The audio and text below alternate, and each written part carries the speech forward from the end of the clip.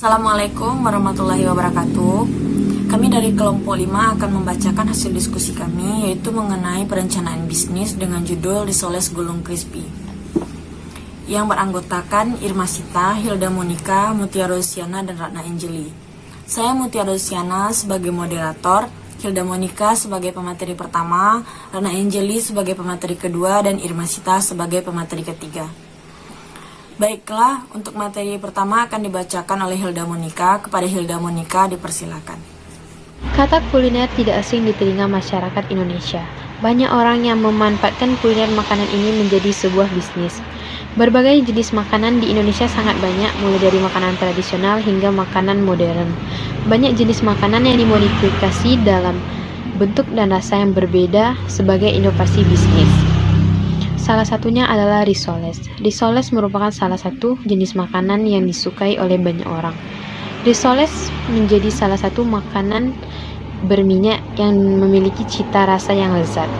Dalam isian risoles pun cukup bervariasi, yakni menggunakan kentang, wortel, bihun, dan juga telur. Lapisan luar dari risoles ini menggunakan tepung roti yang membuat rasanya lebih nikmat. Risoles ini merupakan cemilan lezat yang disukai mulai dari kalangan bawah hingga atas, anak-anak hingga dewasa. Oleh karena itu kami cukup tertarik untuk memilih jenis usaha ini, yaitu Risoles Gulung Crispy, untuk dijual karena jumlah penggemarnya yang tinggi menjadikan usaha risoles laris manis diburu orang banyak. Bidang usaha. Deskripsi usaha. Usaha makanan risol ini merupakan makanan cemilan sehat, lezat, dan enak yang dibuat dari bahan berkualitas dan diolah dengan cara higienis dari bahan baku, tepung terigu, dan berbagai macam lainnya. B. Jenis usaha yang dikelola. Usaha ini bergerak di bidang makanan, yaitu pembuatan risol gulung crispy.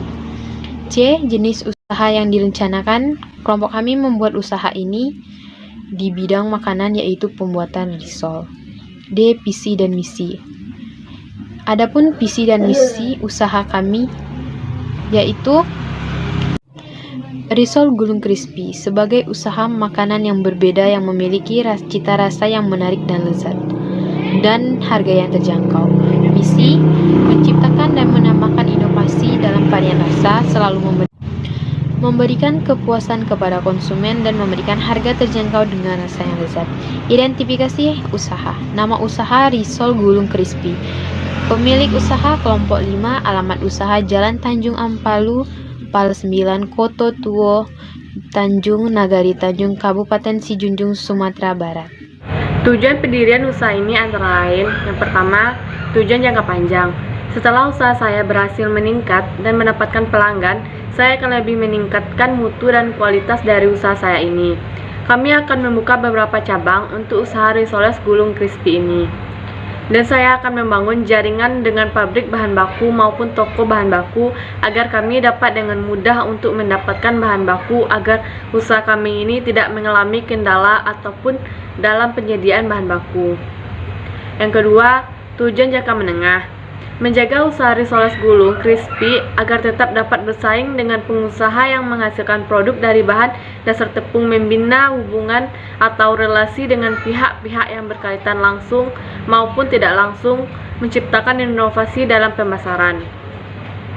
Yang ketiga, tujuan jangka pendek.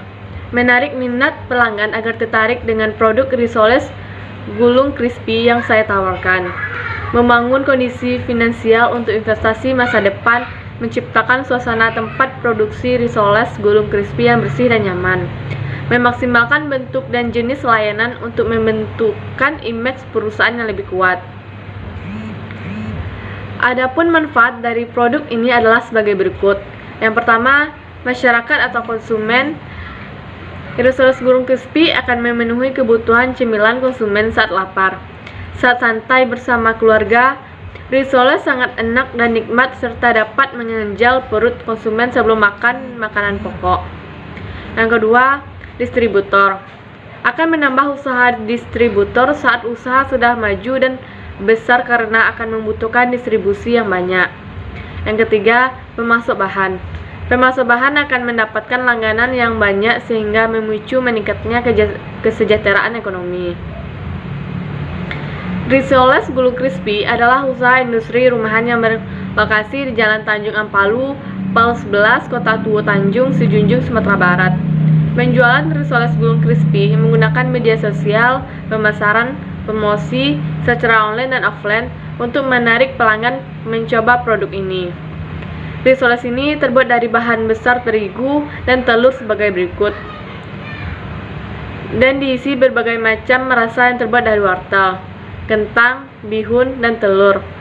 Keunikan dan keunggulan risoles Gulung Crispy ini yaitu risoles ini kualitas yang baik karena dibuat dengan bahan-bahan berkualitas tinggi dan segar, dengan cara-cara pembuatan yang higienis dan memiliki ukuran lebih besar dibanding risoles pada umumnya.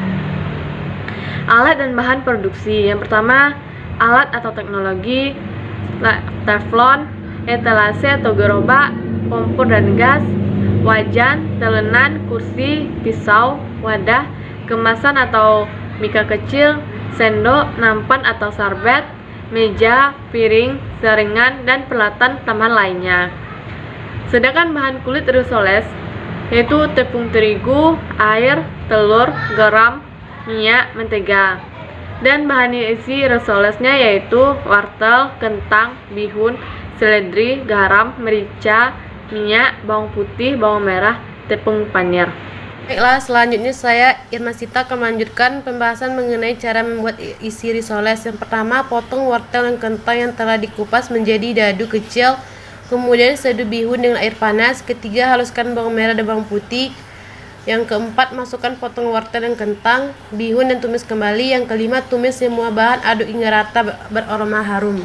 Selanjutnya cara membuat risoles. Yang pertama, siapkan kulit risoles, yang kemudian lipat sisi yang kosong ke arah berlawanan. Ketiga, lipat juga bagian atas ke bawah dan bawah atas. Kemudian gulung bagian kiri ke kanan. 5. Masukkan gulung risoles ke dalam kocokan telur, kemudian masukkan ke tepung panir. Yang ke-6, lakukan hingga adonan isi telah habis. Ke-7, goreng gulungan risoles dengan tepung panir dalam minyak yang dengan api yang kecil. 8. Angkat risoles hingga berwarna keemasan.